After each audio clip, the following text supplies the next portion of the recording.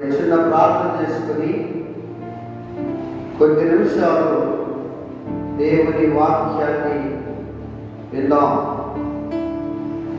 మహాపరిశుద్ధుడా, ప్రేమ కలిగిన మా తండ్రి, దయగలిగిన మా ప్రభువా, నీ పరిశుద్ధమైన పాదములకు వెలలేని కృతజ్ఞతాస్తుతులు చెల్లిస్తూ ఉన్నాం.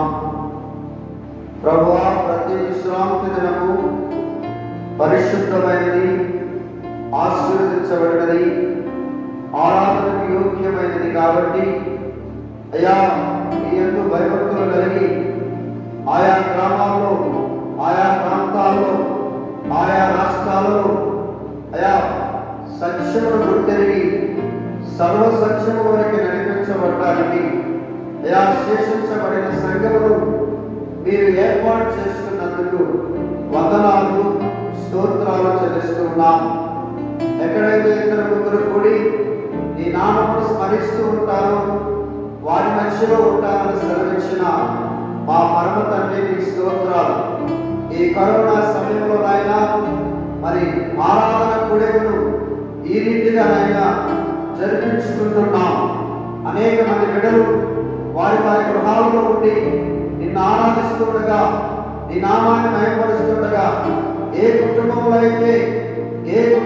అయితే నైనా భార్య భర్తలు పిల్లలు కూడుకొని నిన్ను ఆరాధిస్తున్నారో అయ్యా, వారి ప్రార్థన ఆలకించి వారి కుటుంబాలను ఆశీర్వదించి ఈ రాబోయే ఈ వచ్చిన విపత్తు నుండి విడుదల పొందే గొప్ప ఆత్మీయ ధైర్యాన్ని వారందరికీ దయచేయమని ప్రార్థన చేస్తూ ఉన్నాం.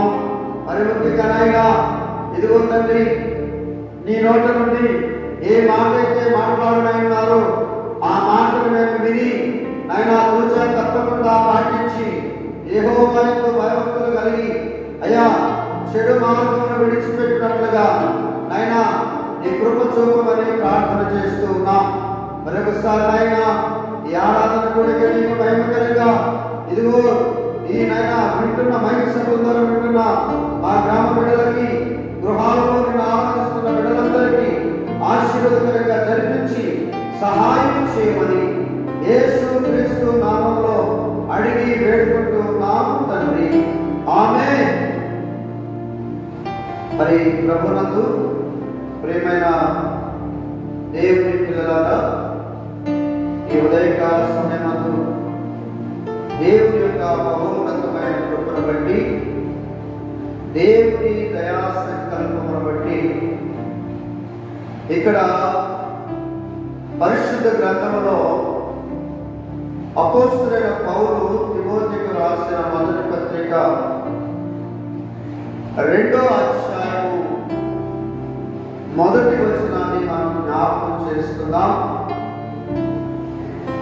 మనము సంపూర్ణ భక్తియు మాన్యతయు కలిగి నెమ్మదిగాను సుఖముగాను బ్రతుకు నిమిత్తము అన్నిటికంటే ముఖ్యముగా మనుషులందరి కొరకును, రాజుల కొరకును, అధికారుల కొరకును విజ్ఞాపనలను, ప్రార్థనలను, యోచనలను, కృతజ్ఞతాస్తుతులను చెల్లించవలనని హెచ్చరించుచున్నాను.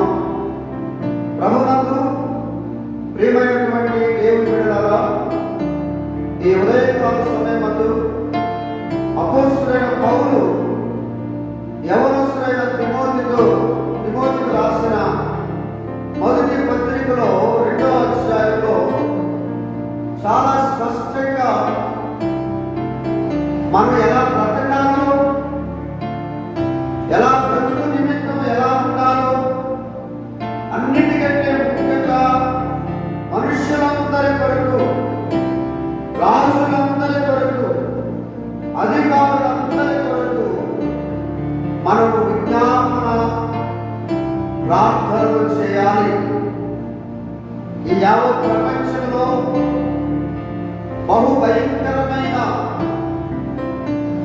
కరోనా అనే మహమ్మారి యావత్ ప్రజలందరినీ వణికిస్తూ, యావత్ ప్రజలందరినీ భయపెడుతూ మరణానికి దారి తీస్తున్న ఈ భయంకరమైన పరిస్థితుల నుండి విడుదల పొందడానికి సర్వలోక సృష్టికర్త అయిన దేవుని యొక్క మాటలు అపోస్తలుడైన పౌలు తిమోతితో చెప్పి, ఆ యవనస్తుడైన తిమోతి సంఘాలలో బోధించి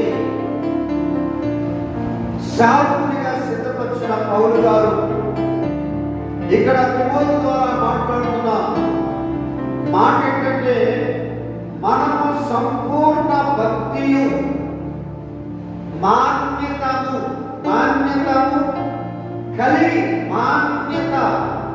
కలిగి నెమ్మదిగాను సుఖముగాను బ్రతుకు నిమిత్తము. చూడండి, ఈ లోకంలో అనేక మంది వారి వృత్తుల ప్రకారం బ్రతుకుతూ ఉన్నారు, వారి వృత్తుల ప్రకారం జీవిస్తూ ఉన్నారు. అయితే ఈ లోకంలో దేవుణ్ణి ఎరిగిన ప్రజలకు ఒక ప్రత్యేకత ఉన్నది. దేవుణ్ణి ఎరిగిన ప్రజలకి ఒక ప్రత్యేకత ఉన్నది. అది ఏంటంటే, మనము సంపూర్ణ భక్తి కలిగి ఉండాలి. అంటే ఈ లోకంలో ఏ మనుషుల మీద ఆధారపడకుండా, లోకం వైపు చూడకుండా, యెహోవాయే దేవుడని, యేసుక్రీస్తు ప్రభువే తన కుమారుడని, పరిశుద్ధాత్మ దేవుడు ఆదరణకర్తైన దేవుడని ఎందరైతే అంగీకరిస్తారో వారందరూ కూడా సంపూర్ణ భక్తి కలిగి ఉండాలి. అందుకనే నీ దేవుడైన యెహోవా నామమును నీ పూర్ణ హృదయంతోను, నీ పూర్ణ ఆత్మతోను, నీ పూర్ణ శక్తితోను నీ దేవుడైన యెహోవాని ప్రేమించవలెను అని వాక్యం సెలవిస్తుంది. ఎందుకంటే ప్రియులారా, ఈ లోకంలో నామకార్థపు భక్తి ఉన్నదని, నామకార్థపు క్రైస్తవం ఉన్నదని, నామకార్థపు ప్రజలు ఉన్నారని గ్రహించున్నారు. కాబట్టి ఇక్కడ సంపూర్ణ భక్తియు మాన్యతయు కలిగి నెమ్మదిగాను సుఖముగాను బ్రతుకు నిమిత్తం. ఏమండి, మనుషులందరికీ నెమ్మది కావాలి, ఓర్పు కావాలి, సహనము కావాలి, ధైర్యము కావాలి, దేవుని మీద ఆధారపడే మనస్సు కావాలి. అందుకనే ప్రభువు అంటున్నాడు, క్రీస్తు యేసునకు కలిగిన మనస్సు మీరును కలిగి ఉండండి అని దేవుని వాక్యం సెలవిస్తుంది. ఎందుకంటే యేసుక్రీస్తు ప్రభువారు మనకు మాదిరి అయి ఉన్నాడు. ఆయన ఈ లోకంలో జీవించినంత కాలం మనుషులను ప్రేమించాడు, శత్రువులను ప్రేమించాడు, సహోదర ప్రేమ కలిగి ఉండమన్నాడు, ఓర్పు సహనము కలిగి ఉన్నాడు, దేవుడితో సంబంధము కలిగి ఉండమన్నాడు, దేవుడితో సమాసం చేయమన్నాడు. కాబట్టి ప్రియమైన దేవుడి పిల్లలారా, మనము నెమ్మదిగా సుఖముగా బ్రతుకు నిమిత్తము అన్నిటికంటే ముఖ్యంగా మనుషులందరి కొరకు ప్రార్థన చేయాలి. ఈ యావత్ ప్రపంచంలో మరి కరోనా అనే మహమ్మారితో భయపడుతున్న అన్ని వర్గాల ప్రజలు, హిందువులే కావచ్చు, ముస్లింలు కావచ్చు, క్రైస్తవులు కావచ్చు, అందరూ కూడా ఈ బహుభయంకరమైన వ్యాధి నిమిత్తము భయపడుతూ ఉన్నారు. అందుకని క్రైస్తవులమైన మనము ధైర్యము కలిగి యెహోవా సన్నిధిలో ప్రార్థనలు చేస్తూ, విజ్ఞాపనలు చేస్తూ, దేవుడిని ఆరాధిస్తూ, రాబోయే వచ్చి ఉన్న విపత్తును నుండి మనము విడుదల పొందాలంటే సర్వలోక సృష్టికర్త అయిన దేవుని యొక్క సంపూర్ణమైన భక్తి కలిగి ఉండాలి. సో ప్రియులారా, అందుకని పౌలు గారు చెప్తూ ఉన్నాడు. ఇక్కడ చూడండి, తెస్సలోనిక పత్రికలో 2వ తెస్సలోనిక పత్రిక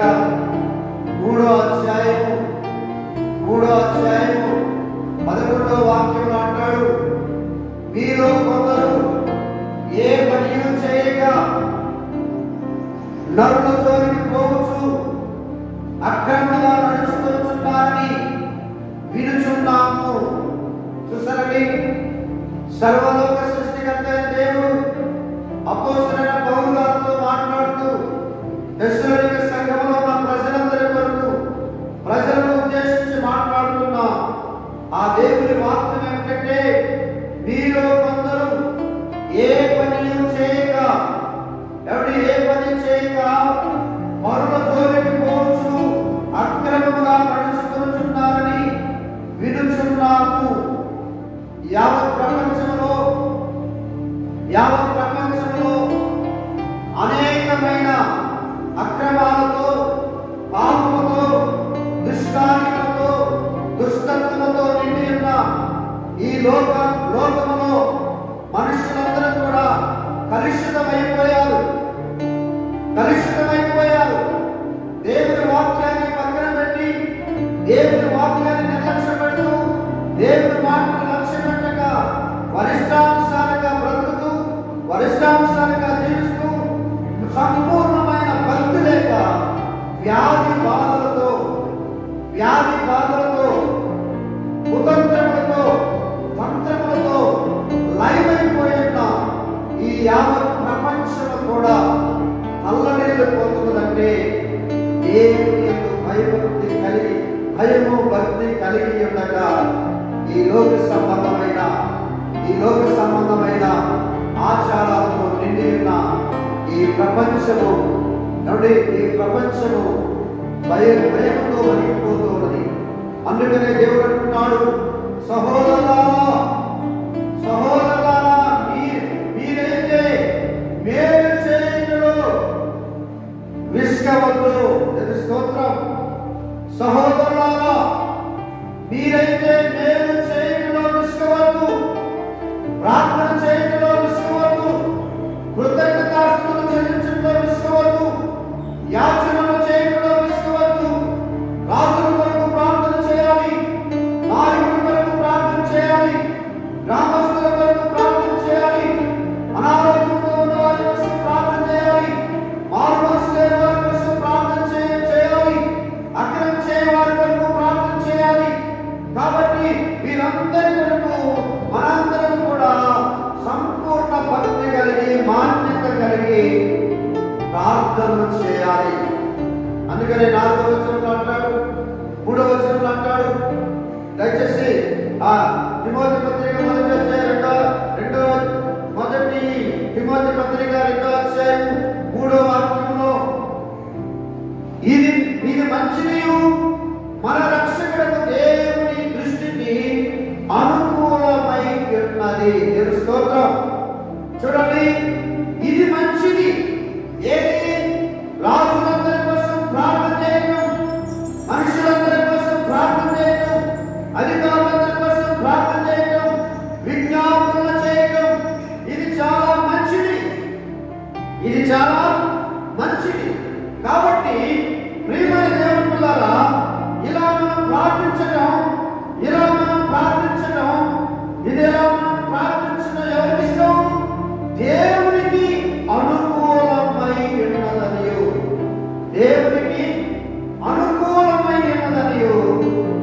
దేవునికి ఇష్టమైనది. నా ప్రియమైన దేవుని పిల్లలారా, ఈ ఉదయకాల సమయమందు మనము సంపూర్ణ భక్తి కలిగి, మాన్యత కలిగి,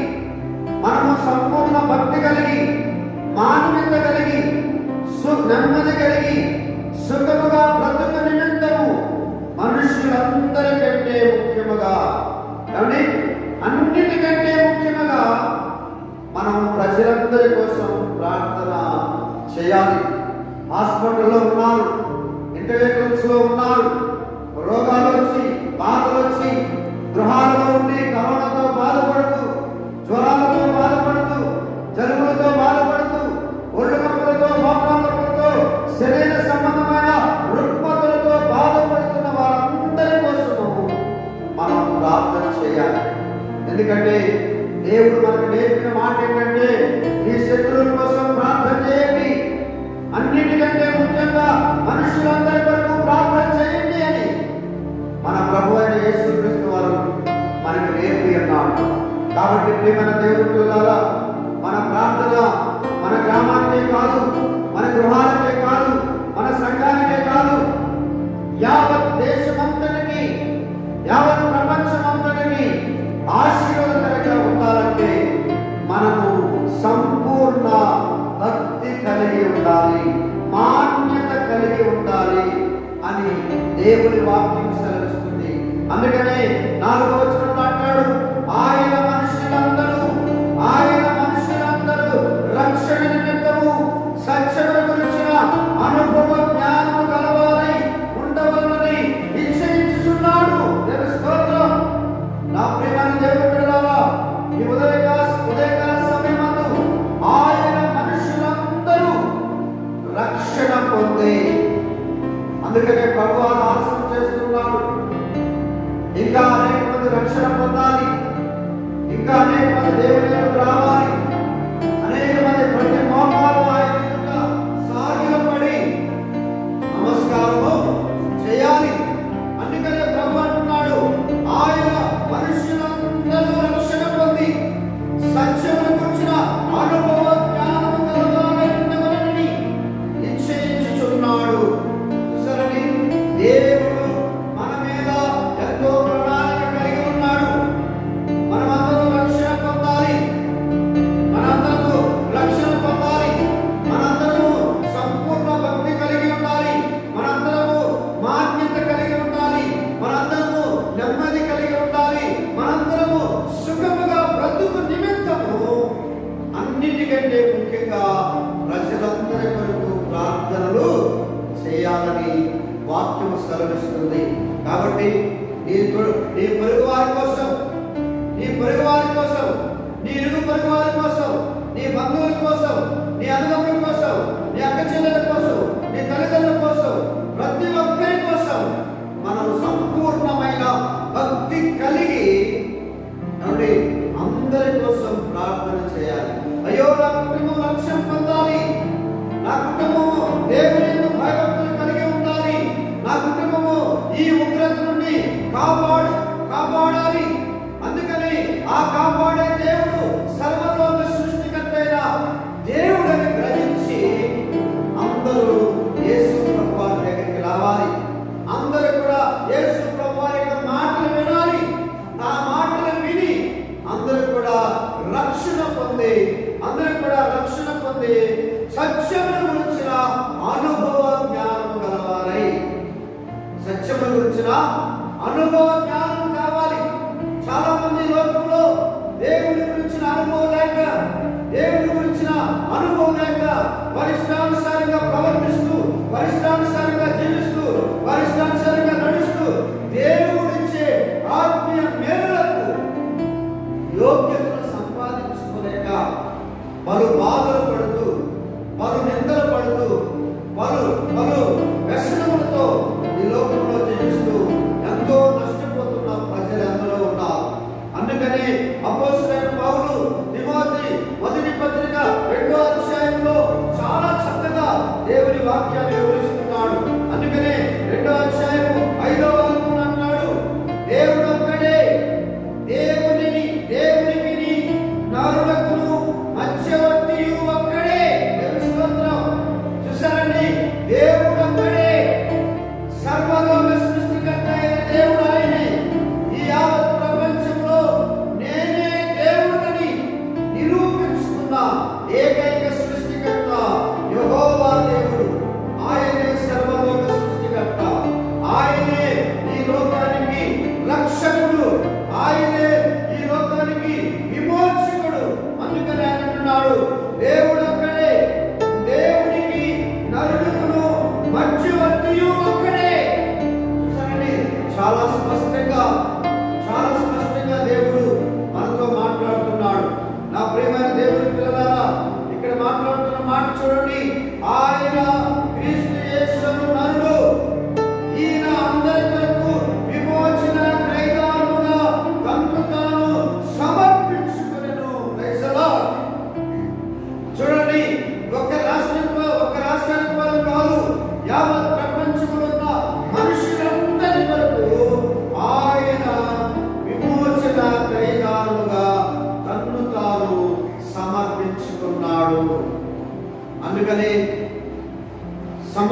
సమర్పించుకున్న, తను తాను సమర్పించుకున్న ప్రజలందరి కొరకు, ఆయన అందరి కొరకు విమోచన క్రయదానముగా తను తాను సమర్పించుకున్న దేవుని యందు మనం భయభక్తులు కలిగి ఈ యావత్ ప్రపంచాన్ని వణికిస్తున్న బహు భయంకరమైన ఈ కరోనా వ్యాధి నుండి మనకు విడుదల కావాలి అంటే సర్వలోక సృష్టికర్త అయిన దేవుని యందు నమ్మకము కలిగి, భయభక్తులు కలిగి, సంపూర్ణమైన భక్తి కలిగి, మాన్యత కలిగి, నెమ్మదిగా ఈ లోకంలో జీవిస్తూ ఓర్పు సహనము దేవుని సహాసంలో ఉంది. ఓర్పు దేవుని సహాసంలో ఉంది. ఓర్పు ప్రేమ దేవునిలో ఉంది. ఆ ప్రేమ, ఓర్పు, సహనము దేవుడు మనకి కనులారా ఈ లోకంలో 3.5 సంవత్సరాలు ఈ యావత్ ప్రపంచంలో ఉన్న మనుషులందరి కొరకు ఆయన ప్రాణ త్యాగం చేశాడు. అందుకని చివరిగా యోహాను సువార్త 5వ అధ్యాయము, ప్రియమైన దేవుని బిడ్డలారా, ఈ ఉదయకాల సమయమందు దేవుడు నీతో నాతో మాట్లాడుతున్న మాట ఏంటో ఒక్కసారి గ్రహిద్దాం.